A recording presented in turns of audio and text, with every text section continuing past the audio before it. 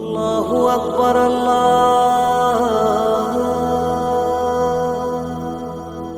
নামাজ পড়ো ও হে মুসলমান, নামাজ পড়লে দো জাহানে পাবে যে সম্মান। আশহাদু আল্লা ইলাহা ইল্লাল্লাহ।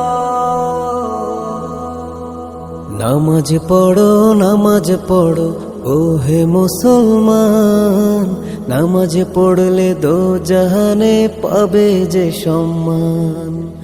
5 ওয়াক্ত নামাজ পড়ো নিয়মিত, কোরআন পড়ো।